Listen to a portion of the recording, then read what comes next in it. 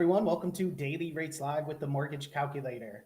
Today we're going to go through some live mortgage rates and then we're going to do a deep dive into fix and flip loans. So, good topic here for today. We'll get started in just a moment. We got the chat up on the screen there. Feel free to drop a comment in the chat as you tune in. Happy Friday, everyone. Looking forward to a great weekend for the loan officers out there. Weekend is usually the best time to get going. All right. Okay, looks like we're live on all the different platforms, so we'll go ahead and get started. What we'll do is we'll take the chat off the screen for now, but go ahead and keep dropping comments there in the chat. Drop any questions you have in the chat as we go through the presentation here today. So, welcome everyone. My name is Kyle Hershey. I am the COO of the Mortgage Calculator, joined here by our president, Nick Hershey, and our sales manager, Jose Gonzalez. We are a lender specializing in non-QM loans. And what we do every morning on this show at 11 a.m. Eastern is go through our live mortgage rates, and then we do a deep dive into a different loan topic.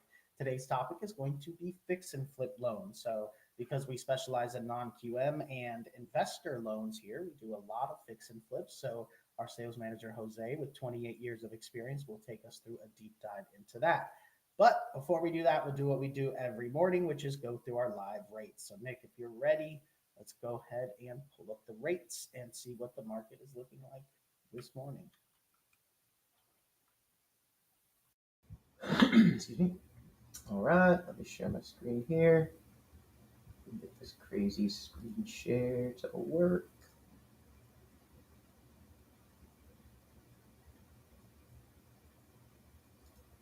All right, so before I show the screen here, we will be showing our live rates for today.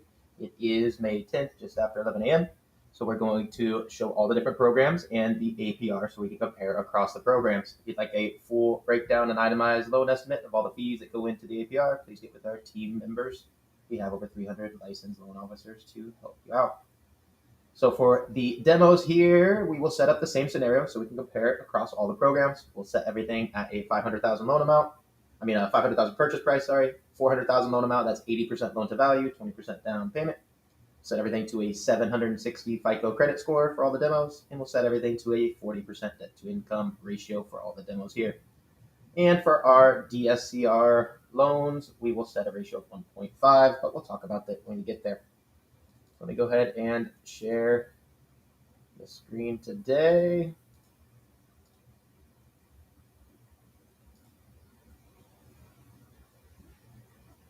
And first up on our list, rates went down a touch, which is awesome, is our 30-year fixed conventional primary, typically our first option for a borrower looking for a primary home. Rates come in today as low as 6.624%, and the final APR is 6.966. So a little bit lower than it was yesterday, which is awesome.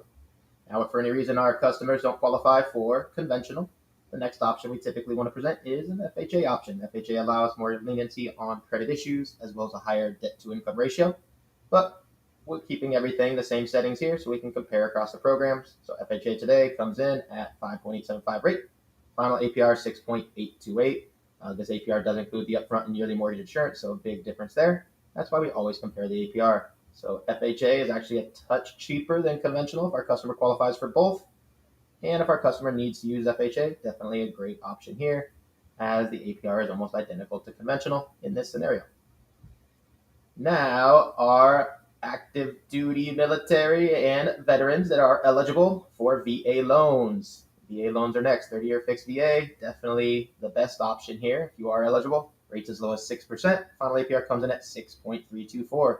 So notice comparing the APR, obviously VA is preferred if our customer is eligible.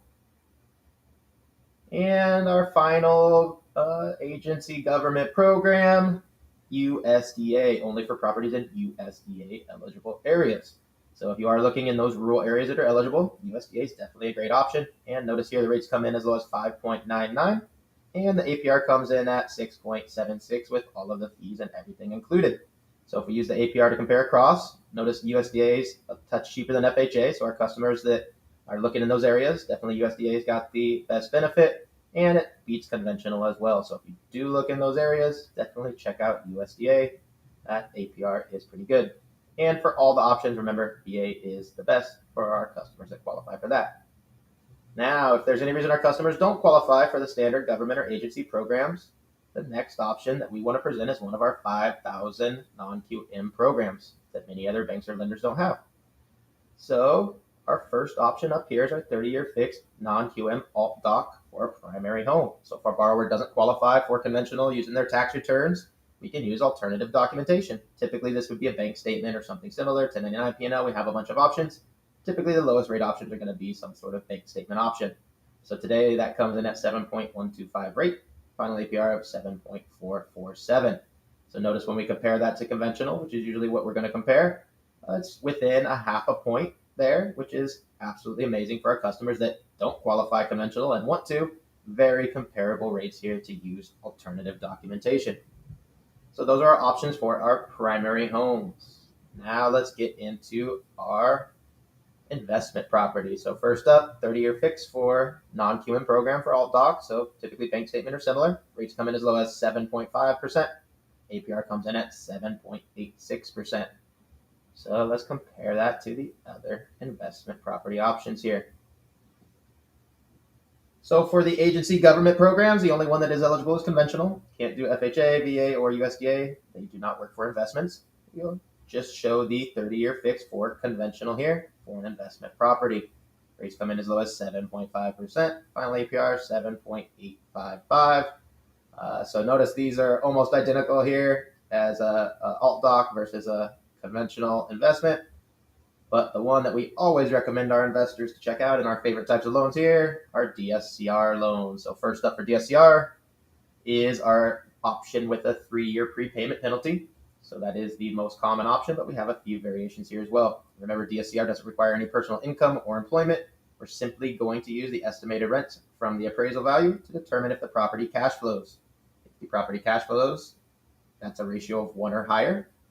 And our demo here is a ratio of 1.5. So this would be for a strong cash flowing property. So we can show the most common options here. So with a 3-year prepay, DSCR options come in as low as 7.25, final APR 7.537. So beating conventional and even beating the rest of the alt doc options, which is amazing. Now, if we add a 5-year prepayment penalty, there's a few options that have that. And notice the rates get even better. Rates as low as 6.875.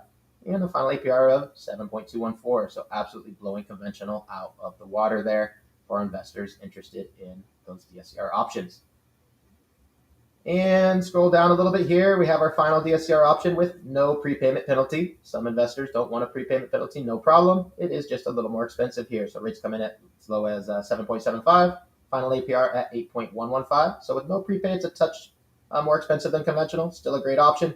Definitely recommend our investors check out the prepayment penalties. Notice it makes the rates much more attractive. And the final two things we look at here are some cool options we have for cash out 30-year fixed second mortgages, not HELOCs. Remember, these are fixed second mortgages. That's why the rates are better than your typical HELOC options, and they're fixed, not variable. So for a primary home, our 30-year fixed second mortgage comes in as low as 8.75, final APR 9.16. And for investment property, 30-year fixed second mortgage, rates as low as 9.875, APR 10.216. Remember, these fixed rate second mortgages are for people that want to get cash out, but don't want to touch their low rate first mortgage. So very cool options we have here, and definitely pretty new non-QM options. Very cool. Let me go ahead and switch my screen up again. And we're going to get into Jose's topics for today. Going to be on our fix flip loans. So these are for our investors. So we talked the last couple episodes about one-time close and other options for our primary homes. This is strictly investors, right? So fix and flip is for investors looking to get into a property quick that may not otherwise qualify and bring that up to par with some rehab funds or some combination of that. So Jose, let's check out some examples here if you're ready. Good morning, everybody. Thank you for joining us for Daily Mortgage Rates Live with the Mortgage Calculator. Fixed flip loans, I call them credit protection for investors. Why is that? Because you don't have to use your credit cards. You don't have to use your personal lines of credit to get 100% of the funding for the renovations, right? And then that's all going to depend on your experience level when you are applying for a fixed flip loan. Three components that are really going to be analyzed uh, when qualifying the borrower for a fixed flip loan. So that's why it's almost impossible to truly 100% pre-approve a borrower for a fixed flip loan, because the income component from the fixed flip loan is the actual flip itself, right? There's no personal income from the borrower that is used for pretty much 99% of the fixed flip loans out there, right? The profit margin on the flip is the income. You're going to look at the borrower's credit score. And most importantly, you're going to look at the borrower's experience level as a flipper. And by experience level, we're talking about them actually owning the flip through the whole process, owning the flip when it was purchased, owning the flip when it was rehabbed, and owning the flip when it was sold, right? That's their track record. Uh, the more you have under your belt within the last 3 years, the better the scenario is going to be. And I mentioned again about the credit cards and all that, because in most cases you don't need to do that. You think it's going to be an easy, quick thing, but it's not. And then what ends up happening, if you use your credit cards to repair these flips, is you're going to lower your credit score. So then, if your intention is to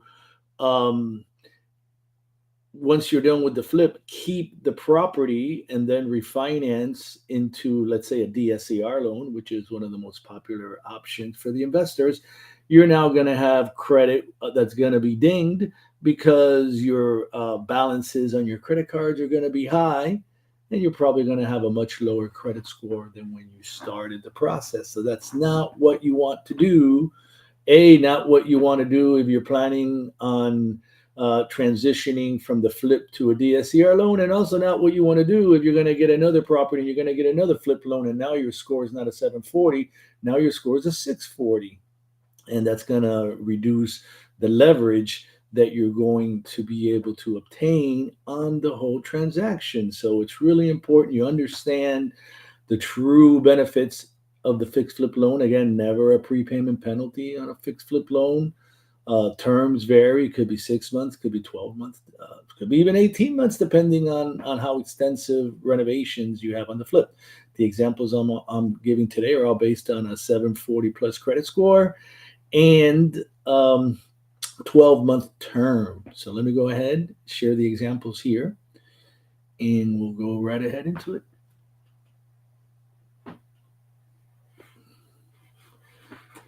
All right. So our first example here, again, what I'm doing here in this scenario, the setup on the flip is the same, which I'll show you in a minute. The ARV, the purchase price, the as is value, the amount of renovation.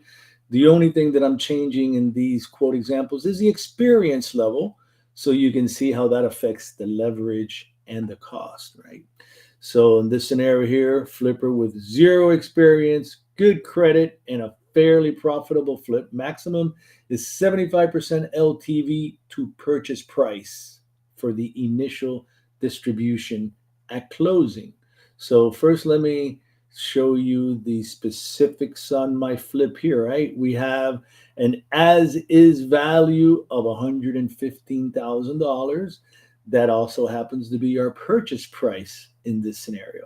We have rehab of $26,000 as well. And we have an after repaired value of $210,000. And we have an estimated gross profit on this flip of $49,273, right? So here's where we start breaking it down. They're going to get 75%, like you can see right here, 75% is what they get on the initial distribution. So at closing, they're paying $115,000. The initial distribution is going to be $86,250. So this borrower with zero flip experience under his belt, total newbie, is going to have to put 25% down at closing, 11.49% rate, and they're going to get 100% funding of the $26,000 of renovations, right? So our total loan amount is down here in a minute. Excuse me a second. $112,250 is our total loan amount. That includes the initial distribution, and which is the 75% at closing, and that includes the $26,000 of renovation that is getting funded 100%. So this borrower comes in with 25% down, and that's it. 0 flips, and then within 12 months he's out of the deal into a DSCR. Now, the main thing here is that the main thing here is the loan to cost, right? There's loan to cost and ARV, loan to value, which is determining factors here that are going to limit this transaction. So again, this is with our 0 flips, right? So the 0 flip experience. Now we're going to break it down to, and they also charging 2 points loan discount on this deal here, right? So now we break it down to 1 flip experience, and all of a sudden the rate drops to 10.99. Our initial distribution increases to 80%, $92,000 at closing. So now he's having to give 20% down, $23,000 at closing is what the borrower has to come in with. This is for a purchase, remember, same gross profit. Our loan to cost is now 80.96% because of the higher experience level of the flipper, 10.99 rate. Our loan discount drops to 1.3 points. Total loan amount of $118,000 includes the $26,000 in renovation plus the initial distribution, right? So we're getting that $26,000 in rehab covered totally, 80%. Only 1 flip. So our borrower's coming in with 20% down and gets 100% of the renovation covered, 10.99, 1.3 loan discount points. And this is 1 flip. Now, 3 flips, right? 3 flips, we get to maximum 85% as is LTV on the purchase for the initial distribution and 100% funding of the rehab. So our borrower now comes in with 15% down, $17,250. 3 flips is what he has under his belt, 10.49 rate. And now the loan discount drops to 1.25, which is the minimum loan discount for this product. And gross profit drops a little bit. That's just from the additional interest expense. But look at our loan to cost is now 84.82 because of the additional experience. Total loan amount, $123,750, 10.49. Right, so that's all. Everything's getting much better for this flipper. Look at that. The based on the original value, he's financing 107.61%, which is amazing. So now we get a flipper with 5 flips experience, right? Same credit, same flip. Now the rate drops to 10.24. That is the minimum rate for this product.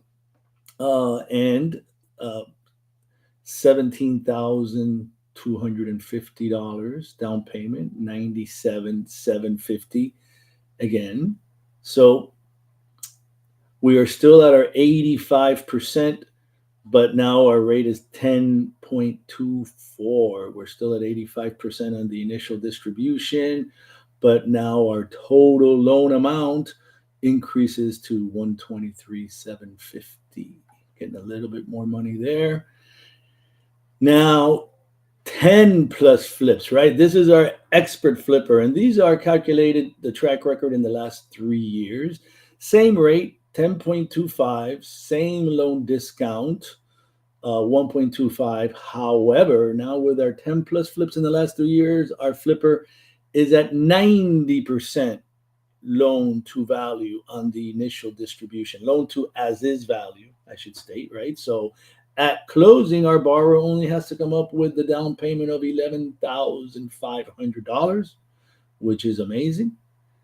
and they're going to get 88.66% loan to cost. That's almost maximum there. I think maximum is like 90% loan to cost for like the most expert flippers out there. Total loan amount 129,500. So everything really amazing for this flipper with 10 plus flips under their belt. And then our last example here is to show you a refinance. Now, you do have different options. This happens to be a rate and term refinance. Now, what do we mean by that? Okay, this flipper could have bought it with, let's say, hard money, right?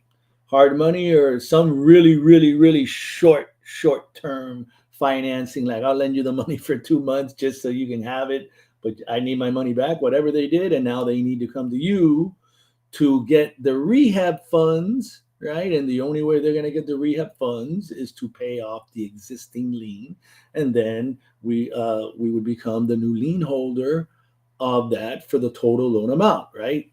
Paying off the lien and the rehab. So in this case, right, we have $115,000 as is value. uh, in this case, I put that the borrower owed $80,000, so he paid 80 grand real quick, and it was a fire sale. That's why he had to go with this super quick, super short term financing. Right, he even got it below the as is value, which is pretty cool. But we have the same ARV, 210,000. Now you have $52,337 in profit. So they're like, wow, this is an amazing deal. So they are going to lend this borrower 80,500 at the initial distribution, which would cover the 80,000 that he owed, plus a little bit more there, I guess, for some closing costs. And then they're going to finance 100% of the flip. Hence, our loan amount, total loan amount, $106,500. So another great way to use these fixed flip loans. You can also use them if they purchase cash and they want to do a delayed financing refinance. That's possible. Or if they want to do a cash out refinancing of the existing flip, if there's enough equity there and they want to pull a little cash out, that's also possible. So, plenty of opportunities here at the Mortgage Calculator for your fixed flip loans. And remember how to properly consult your investors and the benefits of the fixed flip loan, especially when you're talking about protecting their credit scores, so they could keep successfully getting these fixed flip loans and the DSCR loans as well. All right. Thank you, Jose. So it looks like we do have a couple of questions here. Let's go ahead and we can pull one up here. First question is minimum and maximum period of time for fix and flip. Well, that's all over the place. Basically, it could be 6 months, could be 12 months. I mean, you don't want to shortchange yourself with too short of a term and then have to ask for extensions, right? And in some cases, depending on the extent how extensive the renovations are, could even be 18 months, right? For a real heavy renovation fixed flip loan. All right. And then the next question is can it be changed to a DSCR, which is essentially uh, how we're usually refining out of it, right, Jose? Yeah, if that's what the question has to deal with, definitely we always transition from the flip loan, which is the short-term bridge loan. If they want to hold it, we're going to transition them into whatever is applicable for their income type and their situation. And 99 times out of 10, it's a DSCR loan, especially if you have an investor that has multiple properties, right? And they're doing all sorts of funky maneuvers on their accounting for these properties with all the renovations and all the stuff that they're doing. The DSCR loan is usually the one that makes the most sense. And especially now with the rates on the DSCRs being so competitive compared to all the other options, you really got to analyze everything well and give your borrower options so they can make a great decision. All right, here's another question. This is a great one. Very common question here. I am confused about having a down payment on a loan that you're going to get money back on. It appears that without it, you could just give less money. So you want to touch on that, Jose? Well, in terms of the part where where the question is talking about getting back money on, I'm not exactly sure what they're referring to, unless you're talking about the renovation portion of the loan that covers 100% of the renovation in most of these cases. That's just how the flip loans are structured. If you're talking about it, Remember that their draws based on reimbursing you, right? So you have to pay for the windows to then submit for a draw against the windows, right? So not only are you paying a down payment, you have to pay for all the rehab and then get paid back. So it's not what you might think, right, Jose? You're not getting a right. big check. You're not handing them 11,000 and then getting a check for 80,000 at the closing, right? That wouldn't make sense. I think that's what Al's getting confused on here, right? Why would I send them 15,000 and then they're going to give me 80,000 back to go do the rehab? That's not how it works, right? We have to Yeah. give them 15,000 at closing, then we have to go pay for all the rehab, and then once we have receipts and pictures, then we get paid back our one draw of 5, 10, whatever it's going to be, right? That's a good point, because that's one of the points that when you are meeting with your contractor, you have to touch on and negotiate, right? Some contractors are legit. They have trade credit, right? Where they order stuff and they may get 30 days, they may get 60 days, they may get 90 days to pay that back because whoever they're getting those supplies and materials from know how it works, right? They got to install the stuff, put in a requisition, and then they get paid. So, and in some cases, the contractors don't have that, and it's all up to, hey, borrower, you got to give me some money up front, give me that 50% deposit so I can start ordering your materials. And that's where it gets scary with contractors absconding with your funds, right? Disappearing and nowhere to be found, and then you're left holding an empty bag. Okay, let's see. Some more questions rolling in here. So the question is, to refinance hard money on a fix, does lender require an appraisal post repair?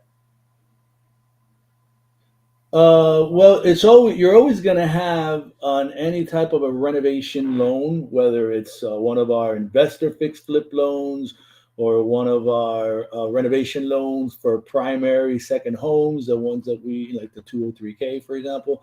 There's always going to be an after repaired value component of the appraisal. That's essential because the different guidelines, depending which renovation type loan we're doing, is going to be looking at purchase price plus renovations, and is going to be looking at after repaired value, and is going to be sizing up those scenarios to see what loan amount you can actually get based on the maximum loan of values for the scenario. So you're always going to have an after repaired value component of the appraisal and that's ordered that way. There's a specific appraisal form that is ordered for these types of renovation loans.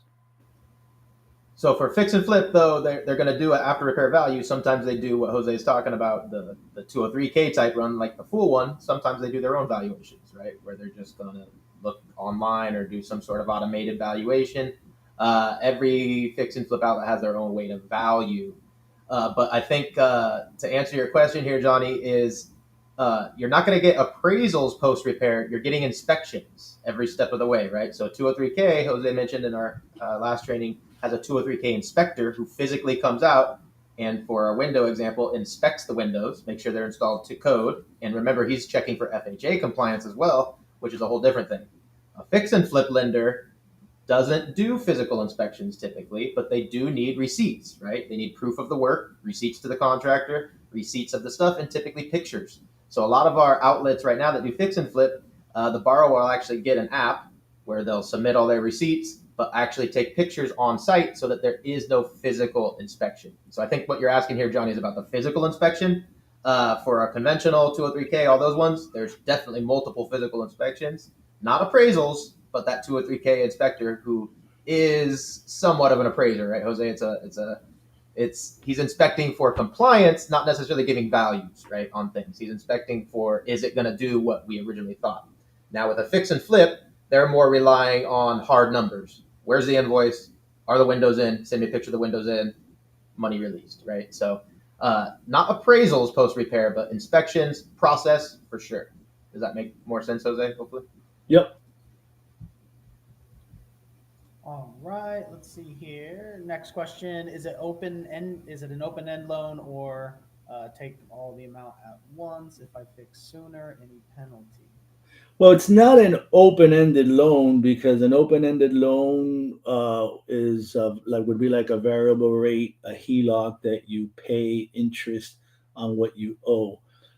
This loan is funded at closing. They in terms of they give the initial distribution at closing, and then the other amount of monies that's already interest is already being charged on that money is set aside for when the draw requests come in, right? When you're ready to get reimbursed, like Nick was mentioning, after whatever procedure, whatever documentation that particular lender may have, they all have different processes for draws. And then you get your money. And you can fix it as fast as you want, and there's no penalty for that. And if you did prepay interest, you would get reimbursed for any unearned interest if you did finish it sooner. Which is one of the things I wanted to mention. These fixed flip loans have the opportunity to include interest reserve in the loan if there's enough equity. So that you don't even have to make any out-of-pocket payments during the whole flip process, which is a total benefit for investors.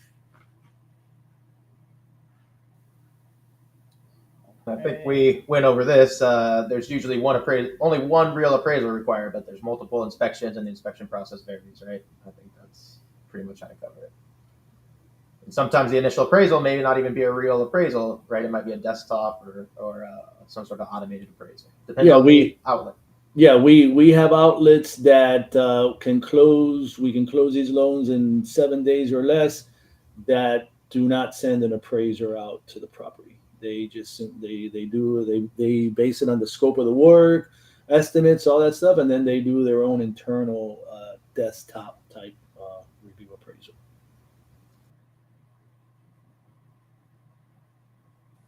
All right. It looks like that is pretty much it here for the questions. Great questions, though. Thank you, everybody. Appreciate it. Remember, we do this at 11 a.m. Eastern every weekday where we go through the live rates and then do a deep dive into a different topic. So we will be back next week with some new topics. Thank you, everybody, for tuning in. Have a great weekend. We'll see you on Monday, 11 a.m. Eastern, for the next episode of Daily Rates Live with the Mortgage Calculator. Take care, everyone. Thanks, everybody.